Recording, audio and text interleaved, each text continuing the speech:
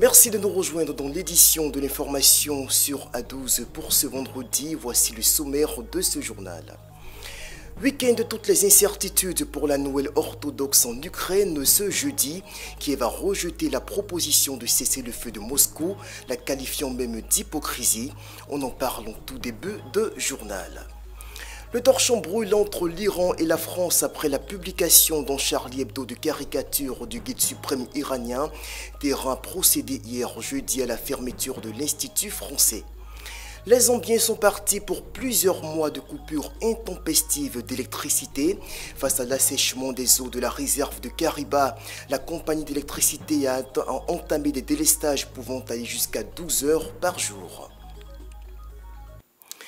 Je vous l'indiquais dans les titres, le chef de l'État russe Vladimir Poutine a décrété ce jeudi une trêve unilatérale dans les combats en Ukraine, le temps de la célébration de la Noël orthodoxe, fixée au 7 janvier. À partir de ce vendredi et ce jusqu'au dimanche à 12 heures locales, le territoire ukrainien devrait être épargné des pilonnages de l'armée russe. Reportage.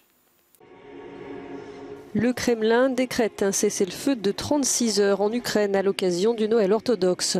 Vladimir Poutine a ainsi répondu à l'appel du patriarche de l'église orthodoxe russe, Kirill. Le président russe a chargé le ministre de la Défense d'introduire un régime de cessez-le-feu à partir de vendredi midi et jusqu'à minuit dimanche. Mais avant l'annonce du Kremlin, l'appel du patriarche avait déjà été rejeté côté ukrainien. Un conseiller de la présidence, Mikhailo Podolyak, a qualifié sur Twitter cet appel à la trêve de piège cynique et d'éléments de propagande. Lors d'un appel téléphonique ce jeudi, le président turc Recep Tayyip Erdogan avait aussi exhorté son homologue russe à mettre en place un cessez-le-feu unilatéral en Ukraine. Il s'agissait selon lui de soutenir la mise en place de pourparlers de paix entre Moscou et Kiev. Mais si Vladimir Poutine a bien décrété une trêve, il rejette toujours l'idée de négociation, à moins que l'Ukraine accepte ce qu'il nomme la prise en compte des nouvelles réalités territoriales. Les Ukrainiens, eux, sont bien décidés à ne rien céder. Encouragés par les revers de leur puissant agresseur, ils se préparent à résister à une possible nouvelle incursion depuis le Bélarus. Pas question pour l'Ukraine de saisir la perche envoyée par la Russie. Le régime de Kiev qualifie même la proposition de cesser le feu de Vladimir Poutine d'hypocrisie. Faut-il s'attendre à une poursuite acharnée des combats ce week-end? Tout semble indiquer, au regard des annonces par Washington et Berlin d'envoi de chars de combat et de batteries de défense anti-aérienne à l'Ukraine. Une première trêve d'ampleur depuis le début de l'offensive russe sur l'Ukraine, ordonnée par Vladimir Poutine.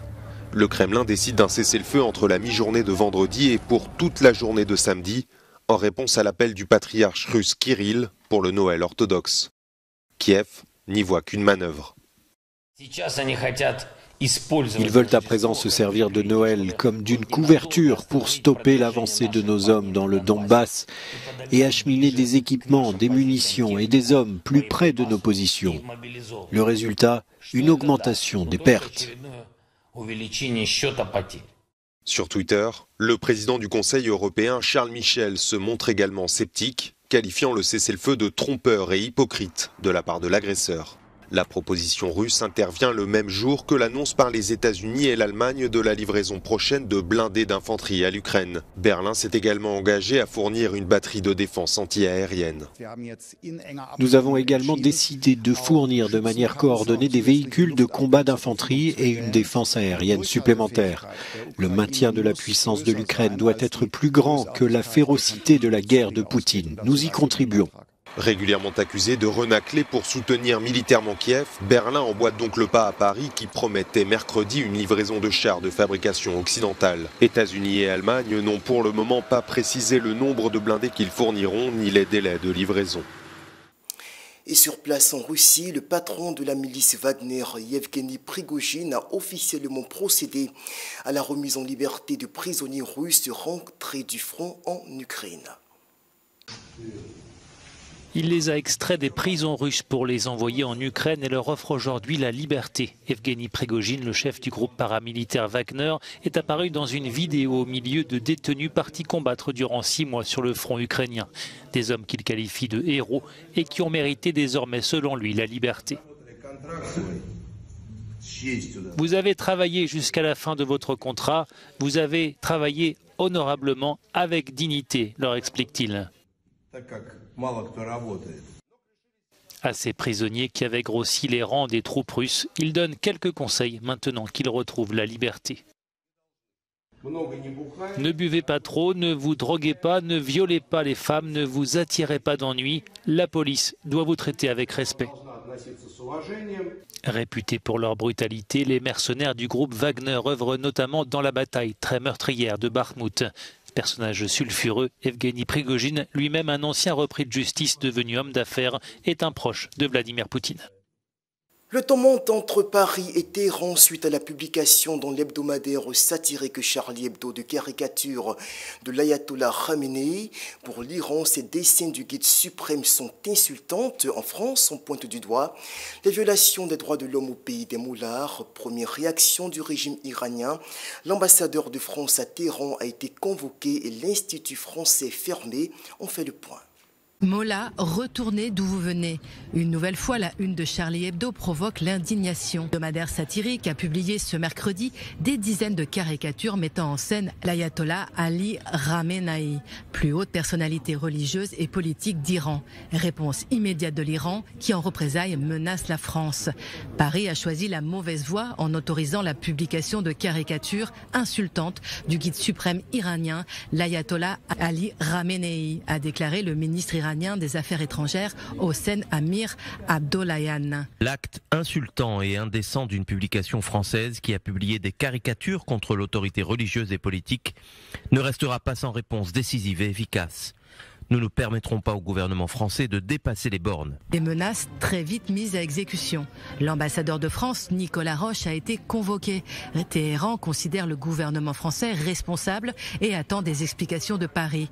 Il a annoncé également la fermeture de l'Institut français de recherche en Iran. Le ministère met fin aux activités de l'Institut français de recherche en Iran comme une première étape de la réponse iranienne aux caricatures. Nathalie Loiseau, députée française au Parlement européen, a dénoncé la tentative d'ingérence de la part de l'Iran. Que ce soit parfaitement clair, le régime répressif et théocratique de Téhéran n'a aucune leçon à donner à la France.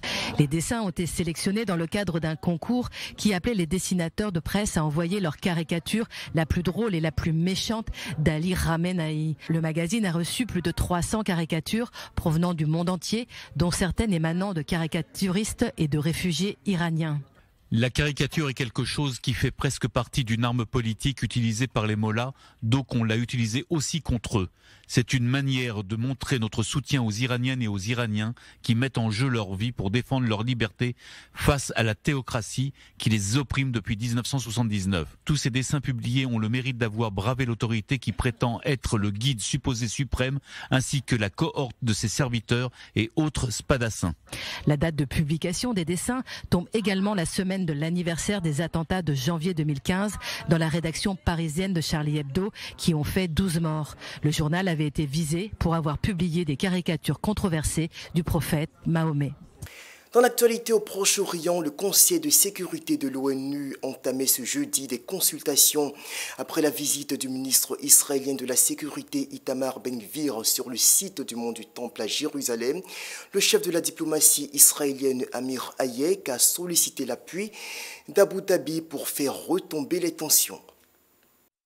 Les Émirats arabes unis se disent prêts à calmer la situation. C'est ce qu'a appris en exclusivité à A24 News. À l'approche de la réunion des 15 membres du Conseil de sécurité de l'ONU, qui doit se tenir ce jeudi à New York, Israël cherche des soutiens. Conséquence directe de la visite d'Itamar Ben-Gvir sur le mont du Temple, esplanade des mosquées. Ce mercredi, Amir Hayek, l'ambassadeur d'Israël à Abu Dhabi, s'est entretenu au téléphone avec la ministre d'État des Émirats arabes unis pour la coopération internationale. En réponse, la ministre émirati a fait part de sa volonté de calmer la situation. Les Émirats arabes unis jouent sur les deux tableaux, en tant que médiateur, mais aussi en tant que représentant de la Ligue arabe au Conseil de sécurité de l'ONU. Abu Dhabi a notamment souhaité cette réunion. Objectif de la rencontre, selon les termes du communiqué du Conseil de sécurité, débattre de la situation au Moyen-Orient et notamment de la question palestinienne. Pour l'ambassadeur palestinien à l'ONU, pas de doute, Itamar Ben-Gvir a violé le statu quo en se rendant sur le mont du Temple mardi matin, des mesures doivent être prises contre Israël selon lui. Nous ne nous contenterons pas des belles déclarations qui seront prononcées au Conseil de sécurité. Nous voulons qu'elles soient mises en œuvre de manière concrète. Nous voulons que ce comportement ne se répète pas avec la mosquée Al-Aqsa et Al-Haram al-Sharif, et nous voulons une garantie d'honorer et de respecter le statu quo historique dans les actes et pas seulement dans les mots. La Jordanie, qui administre ce lieu saint, soutient elle aussi la réunion du Conseil de sécurité. Amman s'engage à faire respecter le statu quo par Israël. La Jordanie assume sa responsabilité. Sa Majesté le roi Abdallah est le gardien des lieux saints islamiques et chrétiens, et Israël s'est engagé à respecter le statu quo historique et juridique et à respecter les lois internationales et ses obligations en vertu du droit international. Une réunion qui pourrait blâmer une nouvelle fois Israël aux Nations Unies, alors que, selon un rapport de UN Watch, 2022 a été l'année où l'État hébreu a été le pays le plus condamné à l'ONU, avec 15 mesures anti-israéliennes contre 13 pour le reste des pays du monde. C'est hier jeudi que se déroulaient au Vatican les obsèques de Joseph Ratzinger, plus connu sous son appellation papale Benoît XVI. De nombreux fidèles se sont massés sur la place Saint-Pierre pour assister à la messe officiée par son successeur, le pape François. Reportage. Le cercueil en cyprès de Benoît XVI acheminé sur l'esplanade de la place Saint-Pierre, le cœur du Vatican. Environ 50 000 fidèles ont assisté ce jeudi aux funérailles de l'ancien pape allemand décédé samedi à l'âge de 95 ans. Dans l'assistance, des milliers de cardinaux, d'évêques et de prêtres, et pour la première fois dans l'histoire de l'Église, un souverain pontife présent aux obsèques de son prédécesseur. En face, plusieurs dirigeants étrangers et têtes couronnées venus écouter l'homélie du pape François. Benoît, que ta joie soit parfaite en entendant la voix de Dieu, définitivement et pour toujours. À l'issue de la cérémonie, le cercueil de Benoît XVI, sur lequel avait été placé un évangile ouvert, a rejoint la basilique Saint-Pierre. Il a été inhumé dans la crypte où reposait son prédécesseur Jean-Paul II jusqu'à sa béatification en 2011. Benoît XVI, dont le pontificat avait été marqué par plusieurs controverses, restera notamment dans l'histoire comme le premier pape ayant démissionné depuis le Moyen-Âge. Cap sur l'Angleterre où quelques jours avant sa sortie officielle, l'autobiographie du prince Harry Spare fait déjà polémique. Dans l'un des extraits de l'ouvrage, l'auteur révèle les détails d'une bagarre qu'il a opposée en 2019 à son frère William. Des révélations qui suscitent des sentiments mitigés de choc et d'indignation dans l'opinion publique. L'image des deux frères côte à côte après le décès de la reine n'est décidément plus qu'un lointain souvenir. À quelques jours de la parution de l'autobiographie du prince Harry, le journal Le Guardian publie un extrait détonnant qui relate une bagarre entre les deux frères en 2019. Ce jour-là, Harry dit que William a qualifié Meghan de difficile et impolie. La situation dégénère. William m'a attrapé par le col, déchirant mon collier et m'a fait tomber par terre. Cet énième rebondissement dans la mésentente familiale suscite l'indignation ou l'indifférence des Londoniens interrogés ce matin. Je ne peux pas le croire, c'est choquant. J'ai l'impression que les gens n'ont plus beaucoup d'intérêt pour cette histoire. Ils en ont déjà tellement entendu. Depuis une semaine, le prince Harry multiplie les interviews pour la promotion de son livre, dont la parution avait été repoussée après le décès de la reine. S'il épargne le roi Charles III, ces attaques visent l'institution en général. La balle est dans leur camp, il y a beaucoup à discuter. J'espère vraiment qu'ils voudront s'asseoir autour de la table. Le prince Harry affirme ne pas savoir s'il assistera au couronnement de son père en mai prochain. En France, ils étaient plus de 4000 médecins généralistes libéraux à protester hier jeudi dans les rues de Paris pour dénoncer la vétusté de leur matériel de travail. Ils réclament en outre une revalorisation des frais de consultation à 50 €. Les médecins généralistes ont manifesté ce jeudi à Paris, point d'orgue d'un mouvement de grève entamé après Noël pour réclamer un doublement du tarif de la consultation de 25 à 50 €. Objectif, créer un choc d'attractivité pour un métier qui peine aujourd'hui à séduire les jeunes, ce qui risque d'aggraver la problématique des déserts médicaux. Dans un récent rapport, 11% des Français âgés de plus de 17 ans n'ont pas de médecin traitant attitré. Le gouvernement a critiqué ce mouvement alors que les services d'urgence sont débordés par une triple épidémie de grippe, Covid et de bronchiolite. Autre actualité en Europe, la situation des prix du gaz. Grâce au réchauffement des températures cet hiver, les prix du gaz sont revenus à leur niveau d'avant la guerre en Ukraine. Voici les explications de Timothy McPhee, porte-parole de la Commission énergie de l'Union européenne.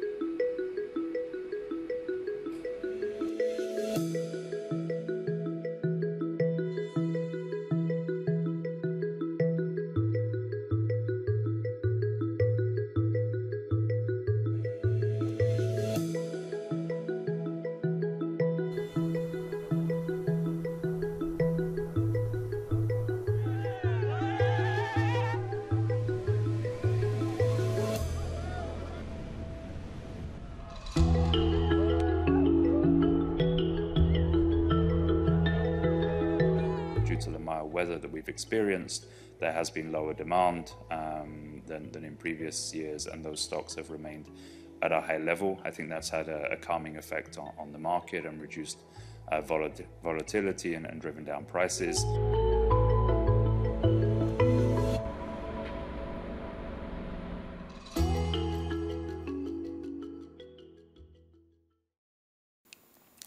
Le Consumer Electronics Show, le plus grand salon mondial de l'innovation technologique, a ouvert ses portes ce jeudi 5 janvier et ce pour 4 jours à Las Vegas aux États-Unis.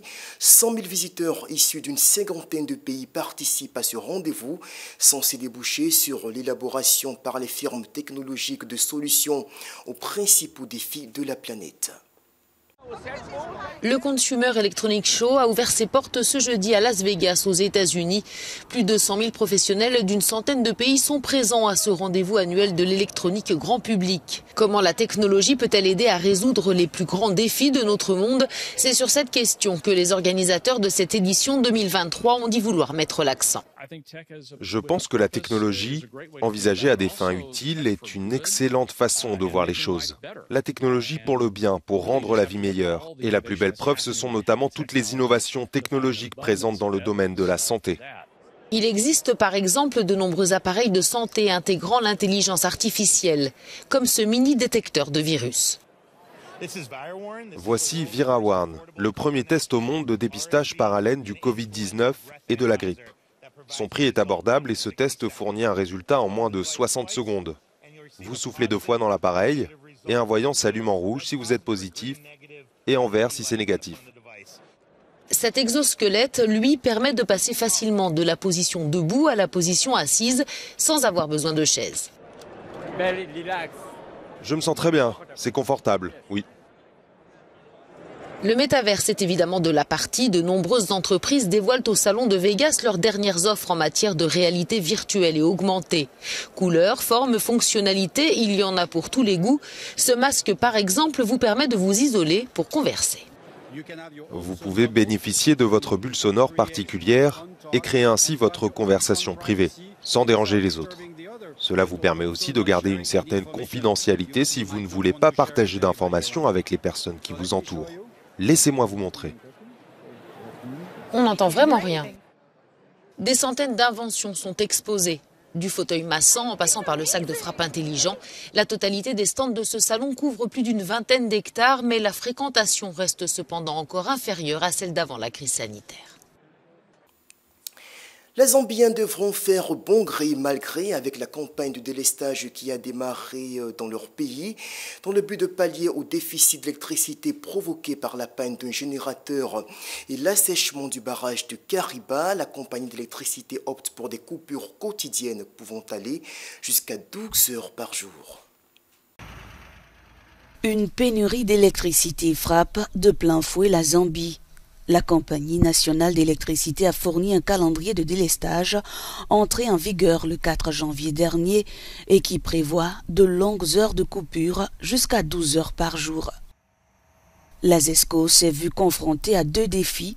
D'abord, l'arrêt du générateur de 150 MW de la centrale thermique à charbon de Mamba pour une maintenance et le faible niveau d'eau du réservoir de Kariba qui alimente la principale centrale hydroélectrique du pays. Avec la sécheresse, la capacité de production de cette centrale est passée de 1080 MW à moins de 400. Situé au niveau du bassin du Zambèze, à la frontière entre le Zimbabwe et la Zambie, le barrage de Kariba est parmi les plus grands au monde et fournit à ces pays plus de 60% de leurs besoins en énergie. Selon la ZESCO, la reprise normale de l'activité énergétique est prévue le 20 janvier prochain. Et ce drame survenu hier jeudi en Côte d'Ivoire, 2 cars de transport sont entrés en collision à la sortie de la capitale politique Yamoussoukro, bilan provisoire 14 morts et 73 blessés. On termine avec ce mot de sport pour évoquer la visite du président de la Fédération internationale d'athlétisme au Kenya. Sébastien Coe était ce jeudi à Nairobi pour discuter avec les autorités kenyanes des nombreux cas de dopage constatés chez les athlètes kenyans. Nairobi promet d'investir jusqu'à 25 millions de dollars sur les 5 prochaines années pour endiguer le phénomène.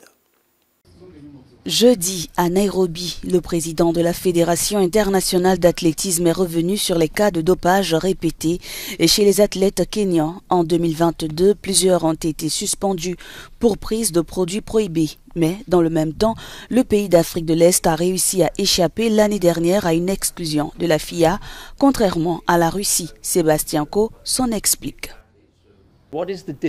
Quelle est la différence entre notre approche envers le Kenya et celle que nous avons adoptée vis-à-vis de la Russie?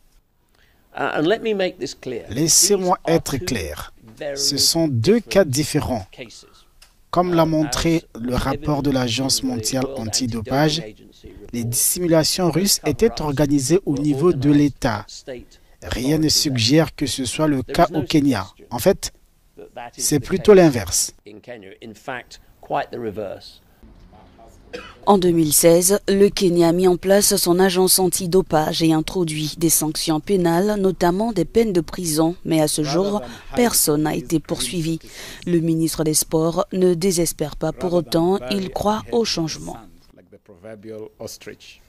Plutôt que de nous voiler la face devant ces sombres statistiques, plutôt que de faire l'autruche, nous avons accepté le défi. Nous avons reconnu que nous avions un problème et nous nous sommes préparés à affronter la réalité.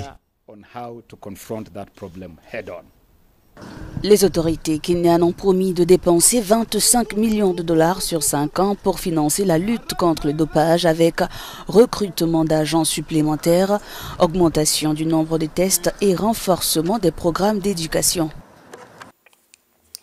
C'est donc terminé pour l'édition de l'information de ce vendredi. Merci de votre attention et restez connectés au programme de A12, la chaîne des valeurs d'ici et d'ailleurs. Au revoir.